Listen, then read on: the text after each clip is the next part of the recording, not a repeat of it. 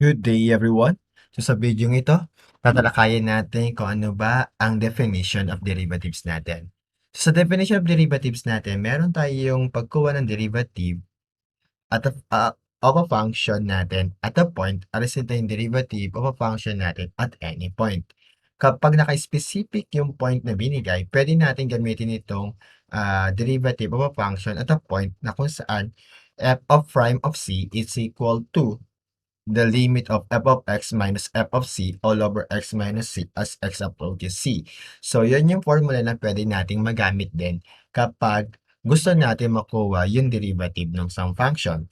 And then yung pangalawa din naman, yung derivative of a function at any point. So, meron din tayong formula na pwedeng gamitin diyan. So, yung f prime of x is equal to the limit ng f of x plus h minus f of x all over h as h approaches 0. Now, anong pinagkaiba ng dalawang yan? Ang pinagkaiba lang naman dalawa lang yan kapag itong derivative of a function at a point, kumbaga nagbibigay ito ng numerical value. Okay? Kumbaga, binibigay ito yung pinaka-specific value ng hinahanap natin na derivative doon sa function. Okay, kung naalala natin yung pagkuha ng slope ng tangent line, sapagkat yung formula ng slope ng tangent line, ayun yung ating derivatives din ng pagkuha natin. So, nakikita ninyo yung formula niya is similar lang din sa pagkuha natin ng derivative of a function. Okay, mula doon sa slope ng tangent line. Now, meron din tayong pwedeng gamitin din na alternate, is which yung another definition din ng derivatives na kung saan pwede natin itong gamitin at any point. Let's say naman, merong binigyan na function and we need to differentiate it lang naman o pinapanap yung derivative ng function na ito, and then yun na yun. So, pwede natin gamitin ito. Now, there are both equal din naman ang magiging result ng kanilang sagot. Kahit saan sa dalawa ay pwede naman nating gamitin. Equal pa rin po yan sila ng value. Okay? So, try natin ngayon gamitin yung dalawang yan. So, meron tayo ditong given problem na kung saan, pakita lang natin yung formula para kita ninyo. Ayan. O sige, wag na lang. So, find the derivative of f of x is equal to 5x minus 2 at x is equal to 1. Now, try natin gamitin dito yung formula ng derivative of a function at a point. Pwede natin dito ipakita na kung saan meron tayong f prime of x is equal to the limit ng yung function, copy lang natin, 5x minus 2 minus, again, yung f of c natin, na kung saan ipa-plug in mo yung f of x natin, ay yung 1 natin dito sa function na f of 5x minus 2. Kaya 5 times 1 minus 2, the answer is, so 5 times 1 is 5, minus 2 is 3. All over x minus, again, yung c natin is 1 as x approaches 1. Again, kung titingnan natin, yan po yung formula natin para sa derivative of a function at a point. Ito po. Ito yung ginagamit natin. Itong nasa left. Okay? Sorry. So, continue natin. And then, simplify na natin. So, we have the limit ng 5x minus 2 minus 3 is 5x minus 5 all over x minus 1 as x approaches 1.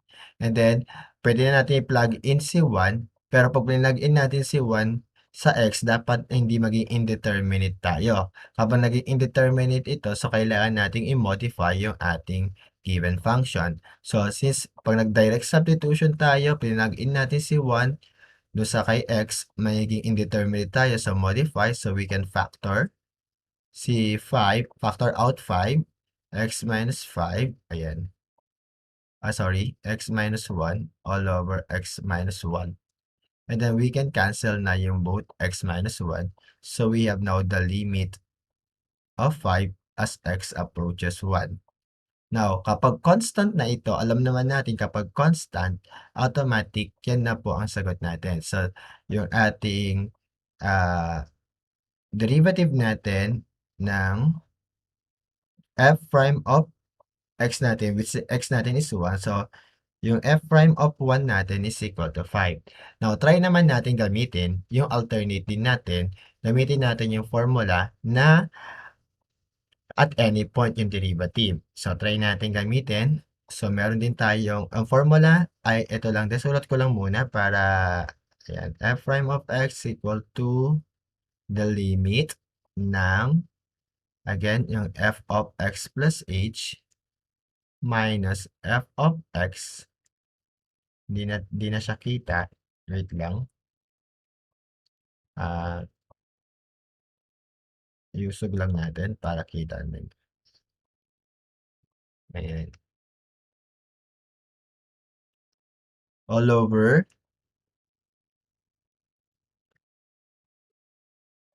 h as h approaches 0. Ito yung formula na ginagamit natin sa definition of derivatives natin at any point. Okay? So, try naman natin. So, since meron tayong 1 pa din, so, f prime of 1, papasok natin si x kay 1. Okay? So, bago natin ipalit muna si 1, so, ang gawin na lang muna natin ay f of x muna siya para mamaya natin ipasok na si x. So, limits ngayon ng yung ating function, lahat ng may presence ng x, papalitan lang ng x plus h muna sa function. So, magkakaroon tayo ng 5 times x plus h minus 2. Okay? Minus, ayan. So, kailangan, dito karamihan nagkakamali ang bawat isa. Okay? Dito sila nagkakamali na kung saan kailangan maging careful tayo sa dito sa minus f of x. So, kailangan maglagay tayo ng parenthesis and then copy natin yung function na 5x minus 2 kasi f of x. Para ma-distribute natin yung itong sign na to na negative, di ba alam naman natin pag sa subtraction, yung subtrahend, change the sign. So, kailangan mabago yan. Kasi minsan kapag di nalalagay ng parenthesis, nakakalimutan na nila na dire-diretso lang sila sa pagsagot lang nila. Okay? So, that is h. And then, solve na natin. So, we have the limit ng 5 times x is 5x. 5 times h plus 5h minus 2 minus 5x plus 2. So, distribute natin si negative all over h as h approaches 0. Now, lagi nyo tatandaan kapag ganito ang gagamitin natin at any point, yung f of x, lagi nakakancel dapat yan. So, lagi nakakancel natin yan. So, si 5x, makikita nyo dito, makakancel natin siya. So, 5x cancel na. And then also si 2. Ayan, mula dito. So, magkakaroon na naman tayo ng limit ng 5h over h as h approaches 0. And then we can cancel both h then. So magkakaroon tayong the limit ng 5 as h approaches 0. And then, alam naman natin, ang limit ng 5 as h approaches 0, since constant, the answer is 5. And then meron pa tayong f of prime of, yung x natin is 1, since hindi rin naman natin may pasok si 1. Okay, kasi wala naman ang variable na x kay 5, constant na siya, automatic po. Ito na po yung sagot natin. So, nakikita natin na we have also the same answer. Kung mapapansin ninyo, yung gamit ang ating f prime of 1 is equal to 5 din dito, then f prime of 1 is equal to 5 din dito. Gamit ang derivative at a point at yung pangalawang derivative at any point. Okay? So, nakita ninyo. Kasi dito, binigay naman kasi yung point which is merong x coordinate, merong 1, si y which is si 3. Okay?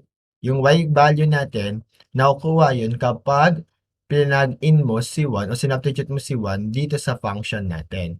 Yung f of c natin. Okay? O, yun yung magiging y value natin. Okay, now, try naman natin sumunod na problem. Angat lang natin. So, dito, find the derivative of y is equal to square root of x using the definition.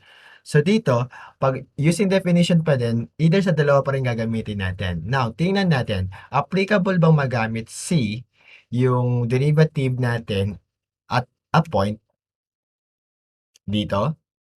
Dito kasi hindi puwede natin magamit si derivative at a point sapagkat wala namang binigay na point sa kanya. 'Pag ganito yung problem, ibig sabihin at anywhere. So, anywhere yung pagkuha natin ng point mula doon sa function natin dun sa graph. 'Pag sa graph ng function, 'di ba, at any point kang puwedeng gumawa dun sa curve para makuha mo kung anong hinahanap mo dun na ano natin, na derivative natin. Since wala namang binigay na point dito, so puwede natin gamitin ay yung, derivative at any point, yung may x plus h. Yun ang gagamitin natin sa pag-solve ngayon dito. So, gamitin natin ngayon yung derivative natin. So, meron tayong y, since naka-y tayo, so y prime is equal to the limit ng f of x plus h muna minus f of x all over x ay all over h as h approaches 0. Okay, so we have now the limit. Substitute natin si x plus h dito sa square root of x. So, magkakaroon tayo ng square root of x plus h minus ngayon ang square root of x all over h as h approaches 0. Now, 'pag nag-direct substitution tayo ngayon dito sa limits, yung 'pag pinasok na natin si limits dito sa function, at plug-in natin si 0 kay h, magiging ano tayo dito, ay magiging indeterminate din. So, ang gagawin natin is i-modify natin itong function natin. Since sa pag-modify natin, pwede natin gamitin dito ay gagawin natin dito ay magko-conjugate tayo. So, i-rationalize natin, conjugate natin dito yung nasa taas, yung numerator. So, meron naman tayong shortcut dyan. Again, di ba sabi ko naman sa inyo, pag nagko-conjugate tayo, pag ganitong mga kasimpleng pagko-conjugate lang, ang ginagawa lang natin kung nasa taas ang conjugate natin, ibababa lang natin. Okay? So, magkakaroon tayo ng square root ng x plus h, and then opposite lang, and then x, then magiging 1 na lang dito. Okay? So, ganun lagi yun yung shortcut na ginagawa natin. Kapag nagko-conjugate tayo ng mga ganitong mga simple lang na problem ng function na i-conjugate, kuhanin lang. Kung nasaan yung i-conjugate natin, kung nasaan yung numerator, ibaba mo lang siya. Kung nasa denominator, ilagay sa numerator. Copy lang din, opposite lang nga lang ng operation. Ayan, as h approaches 0. And then, pwede na natin ngayon ipasok si 0 kay h. I-plug in na natin, so we have now the limit ng 1 over square root ng x plus 0 plus square root of x as h sorry, nag-plug in na tayo. Pag nag-plug in na tayo, hindi na dapat natin ipapasok si limits. Okay? Wala na dapat limits tayong ilalagay. So we have now 1 over square root of x plus square root of x. The answer is 1 over square root of x plus square root of x is square root of 1 over 2 square root of x. Na kung gusto naman natin mas simplify pa yung sagot natin at wala tayong radical sa denominator, pwede naman natin tong i-rationalize. So, magkakaroon tayo ng 1 over 2 square root of x times square root of x over square root of x. So, again, gawin mo lang square root of x over 2x. So, ito na ngayon yung ating derivative ng y prime natin. So, y prime now is equal to square root of x all over 2x. Okay, so yan na ngayon, y prime natin. So, yan na po yung magiging sagot natin po. Okay, next. Yung panghuli,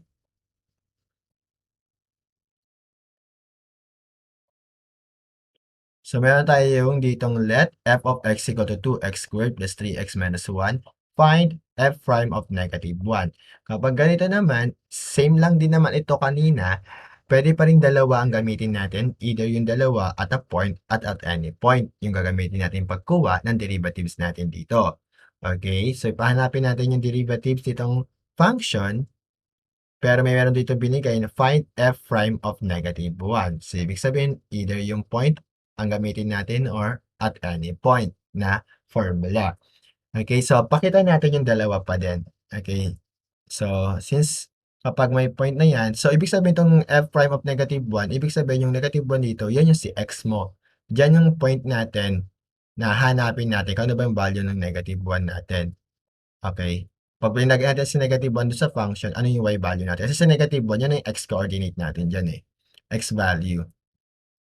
Okay? So, para gusto natin malaman kung ano yung y natin, pwede natin i-plug in na din naman si -1 dito para alam natin kung ano ba yung value ng ating function. Okay? Pero kapag hindi naman, ayaw mong gamitin yung at any point, pwede mo yung definition natin, yung x plus h, yung at any point. Pero pakita pa rin natin yung both pa rin na nag-e-exist.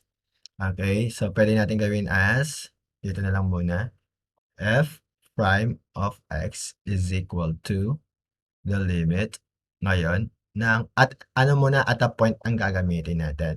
So we have 2x squared plus 3x minus 1.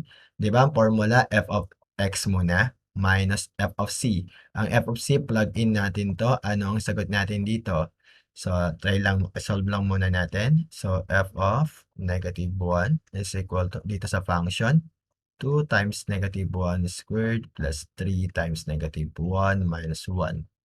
Then we have 2 times -1, so 2 times 1 plus -3 and minus 1. So we have now 2 minus 3 minus 1. So meron tayo -3.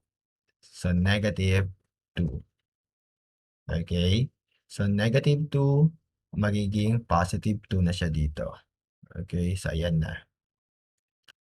So erase natin. So yung f of -1 natin is -2.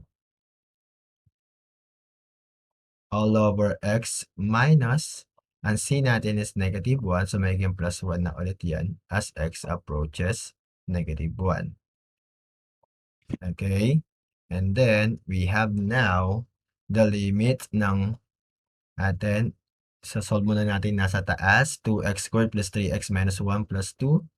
2x squared plus 3x plus 1 all over x plus 1 as x approaches -1. And then we have now the limit ng 2x squared plus 3x plus 1. So magkakaroon tayo ngayon dyan ng, pwede natin itong i-factor. So sa pag-factor niyan, ito lang gagawin. So 2, and then x na dito, x yan. And then plus yung nasa gitna, and then plus din to, so both plus, and then 1, and then 1. Okay, all over 2x plus 1. Sorry. Yan, x lang, x plus 1. As x approaches -1. So we can cancel. So we have now the limit ng 2x plus 1 as x approaches -1. And then, we have now the limit ng 2x. So, pwede natin i-plug in si -1. So, magkakaroon tayo ng the limit ng, pag nag-plug in na tayo, kaya wala na si limits. So, magkakaroon tayo ng 2 times -1 plus 1. So, magkakaroon tayo ng -2 plus 1. The answer is negative, -1. Angat lang natin ng konti para kita natin yung sukat natin.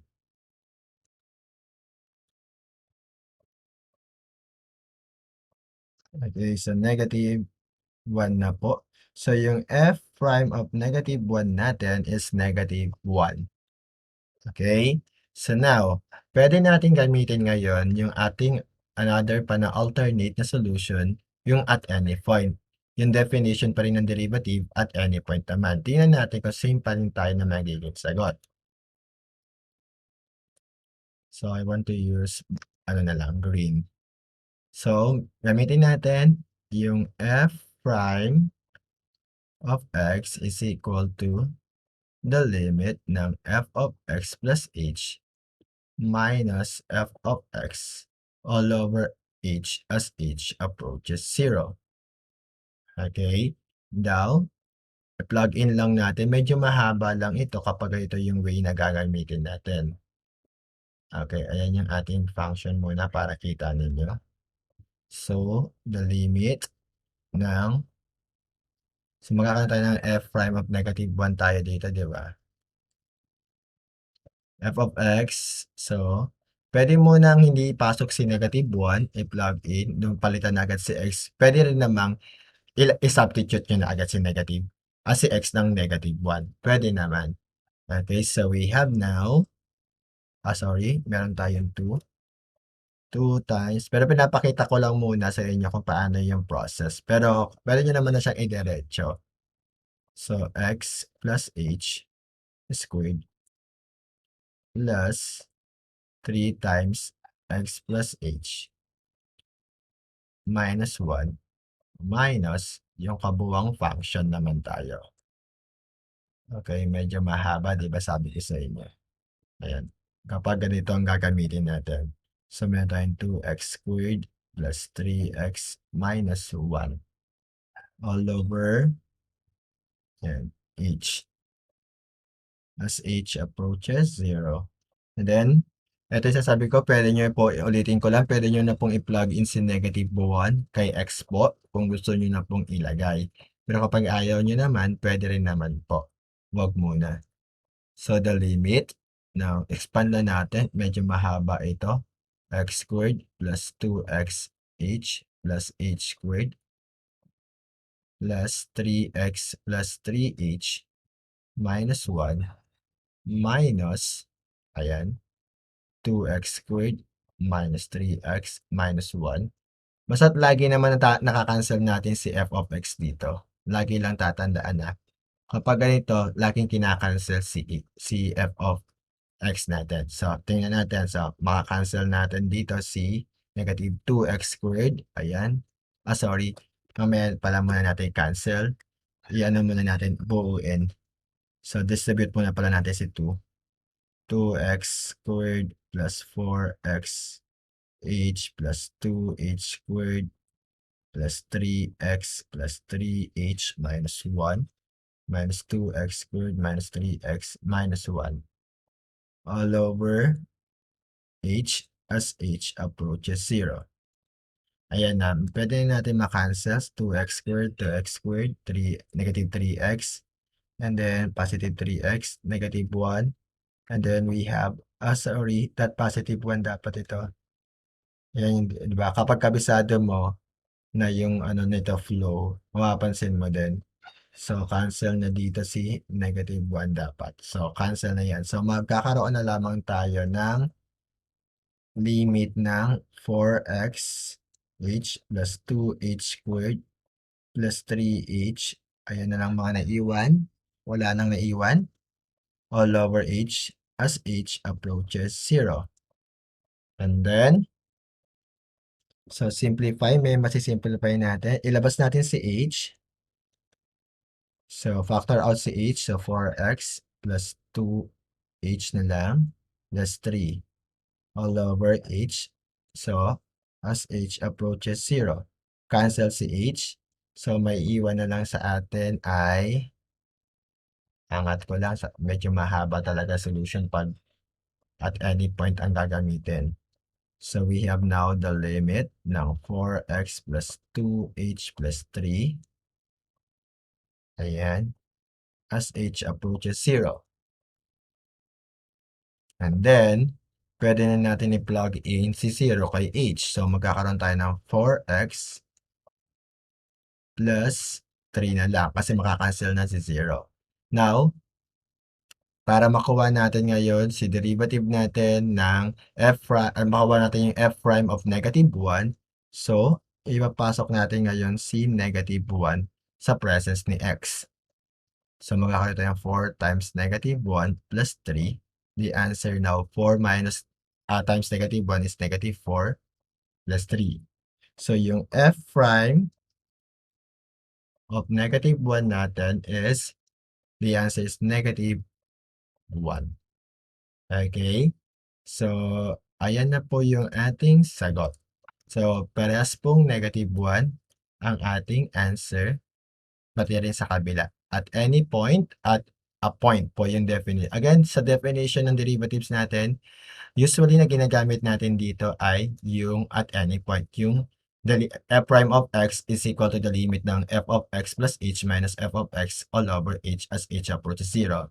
Okay, kasi yun usually na ginagamit kasi pag nagde-derive lang naman tayo. So makikita natin yan, meron pa tayong mas madaling paraan dito after natin dito ay pag-aaralan natin yung rules ng derivative. Kapag sa rules ng derivative naman, hindi na ganito yung way ng ating pagsosolve, mas simple na siya at mas madali nating makuha yung derivatives ng bawat function na ganito. Okay po? So again, kahit saan po sa dalawa pwedeng gamitin. Yung pag ito ang gagamitin natin, yung function natin ay pag ito yung derivatives na definition derivatives gagamitin natin at a point, binibigay sa atin yung pinaka-specific na value, numerical value ng ating derivative. Kapag at any point naman, ibig sabihin, ito yung naka-equation pa siya. Okay? O yung magiging f prime of x is equal to, tapos yung expression. Okay? Ganun naman yun. Ang binibigay niya sa atin. Okay? But still, they are both equal pa rin naman. Okay? Kahit saan pwede mag-work po yung ating definition ng derivative. So, yun lamang po. God bless everyone.